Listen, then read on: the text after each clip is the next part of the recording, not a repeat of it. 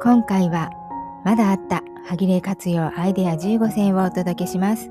作り方は載せていませんが、見るだけでワクワクする内容です。本日のテーマは、1つ目は実用小物、2つ目はお家を整える、3つ目は便利で可愛い小物たちです。新しい発見を一緒に楽しんでいきましょう。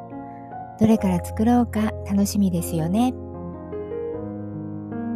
まずは第1章、毎日使える実用的な小物から見ていきましょう。バッグの中にお気に入りのはぎれで作ったアイテムが入っているだけで、なんだか気持ちがパーッと明るくなりますよね。一つ目はポケットティッシュケースです。お気に入りの柄で作ると使うたびに嬉しくなっちゃうんです。私もはぎれを組み合わせて自分だけのデザインを楽しんでいますよ。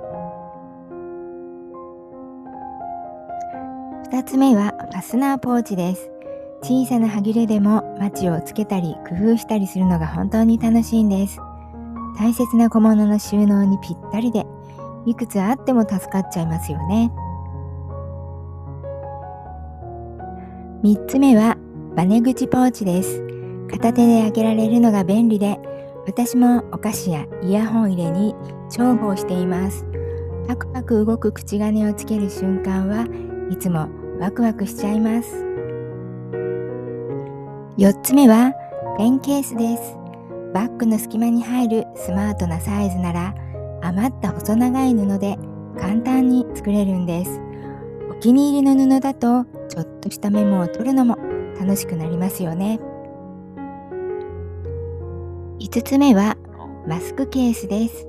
予備を持ち歩くのに便利で、今ではお出かけの必需品ですよね。汚れにくいラミネート布のはぎれがあったら、これ作るの絶対おすすめです。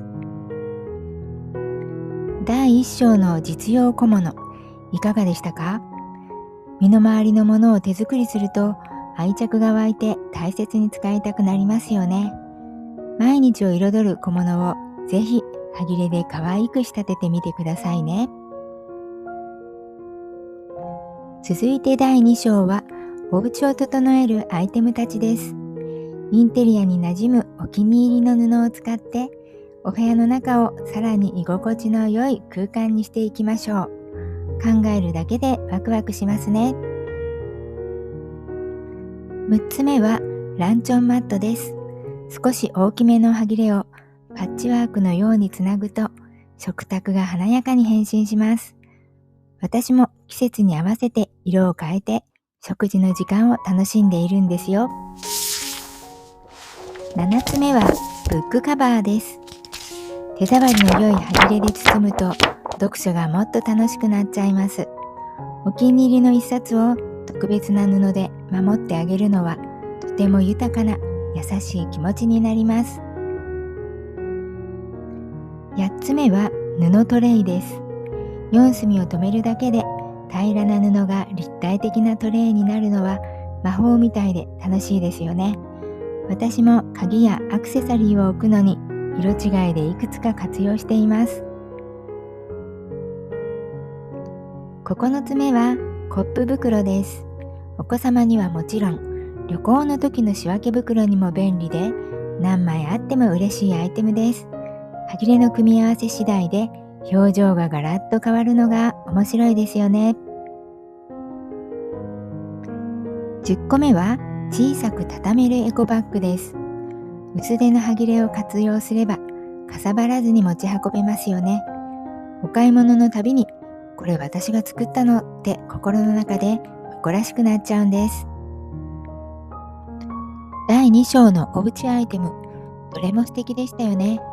はぎれを少し使うだけで暮らしを楽しむ工夫がどんどん広がります。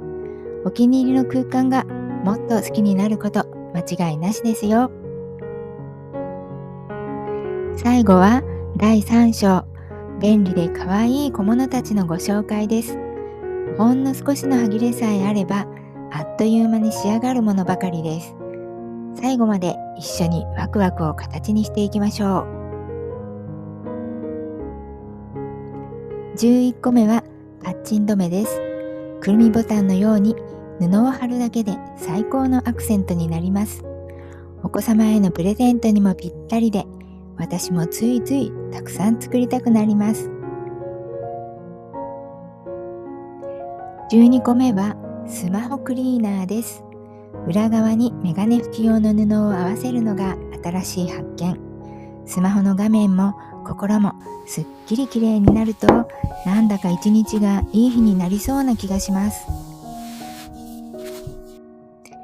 13個目はキーホルダーです。小さな歯切れに綿を詰めてぷっくりさせると、自分だけの目印になります。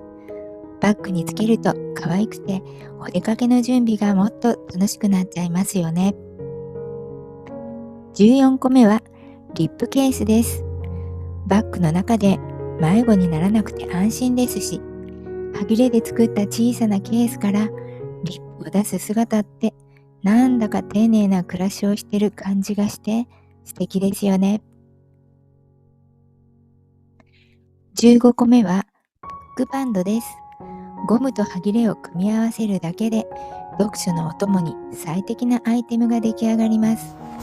ペンを刺せるようにアレンジするのも私のお気に入りです。第3章のかわいい小物たち、楽しんでいただけましたか？小さな歯切れの変身ぶりにはいつも驚かされますよね。隙間時間でさっと作れるので、ぜひ気軽に挑戦してみてほしいです。今日ご紹介した15個のアイテム、いかがでしたか？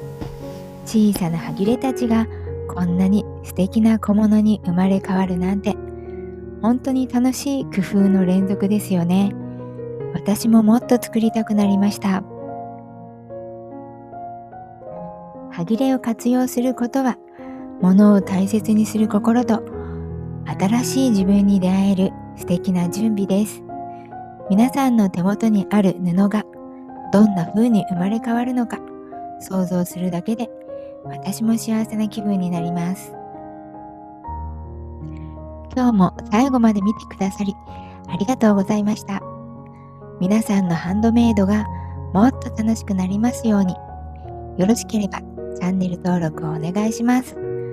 また次回の動画でお会いしましょう。